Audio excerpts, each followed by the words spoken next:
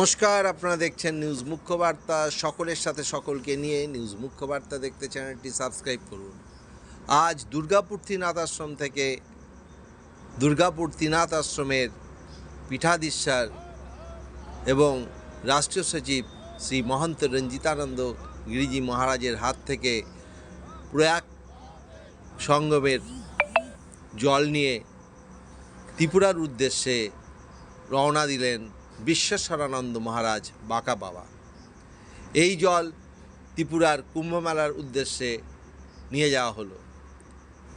এই জল কিছুদিন আগে আমাদের রাষ্ট্রীয় সচিব শ্রী মহন্ত রঞ্জিতানন্দ মহারাজ প্রয়াগরাজের সঙ্গম থেকে নিয়ে এসেছিলেন। সেই জল নিয়ে যাওয়া হলো ত্রিপুরার কুম্ভমেলার উদ্দেশ্যে। এই কুম্ভমেলা অনুষ্ঠিত হবে আগামী ডিসেম্বরের 25 থেকে জানুয়ারির 1 তারিখ পর্যন্ত টানা 7 দিন, এবং এই জল ত্রিপুরার বিভিন্ন তীর্থক্ষেত্রে ছড়িয়ে দেওয়া হবে। এ ব্যাপারে আমাদের রাষ্ট্রীয় সচিব শ্রী মহন্ত রঞ্জিতানন্দ গিরিজি মহারাজ কি জানালেন তা তুলে দেওয়া হবে। পুরো রিপোর্ট নিউজ মুখ্য বার্তা।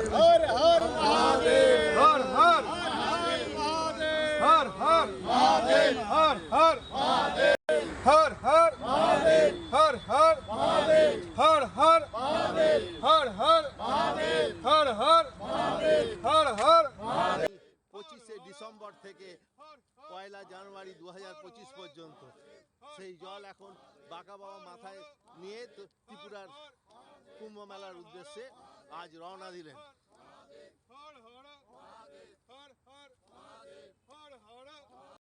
আমাদের যিনি আমাদের পরম্পরায় সিনিয়র এবং বরিষ্ঠ, সবার প্রিয় দর্শনীয় মূর্তি, ব্যবহারিক একজন নাগা দিগম্বর আমাদের বাঁকা বাবা, সেই কুম্ভ মেলার থেকে নিয়ে আসা আবার কুম্ভ মেলার উদ্দেশ্যে আজ থেকে উনি প্রস্থান করবেন। ত্রিপুরেশ্বরী কুম্ভ মেলা পরিষদের সভাপতি হিসাবে আমি বাঁকা বাবাকে এই জল ওনার মাথায় দিয়ে ওনাকে প্রস্থান করলাম।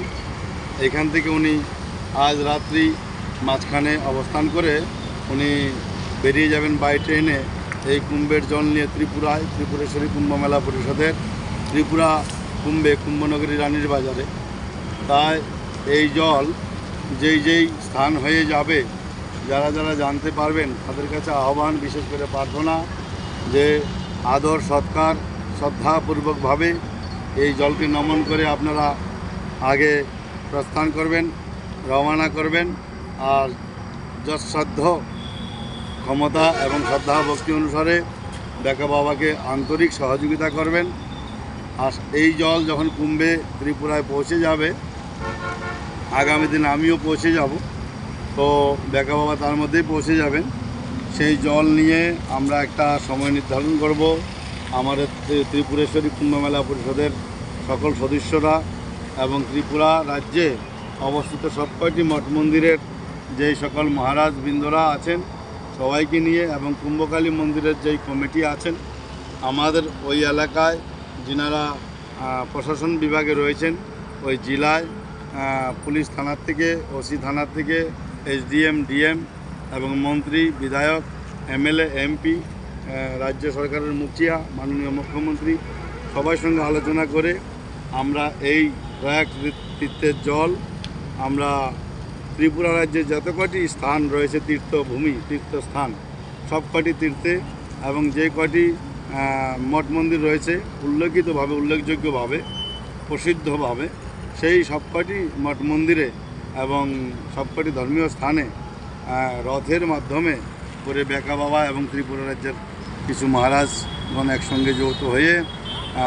এই জল নিয়ে সবকটি তীর্থে যাবেন এবং সেখানকার শুদ্ধ জল এই জলের সঙ্গে যুক্ত করে আবার পুনরায় আমরা আগামী 24/12/2024 यानी 24 ডিসেম্বর মঙ্গলবার আমরা স্থান স্থির করব যে কোন স্থান থেকে আমাদের নগর প্রবেশ শুরু হবে।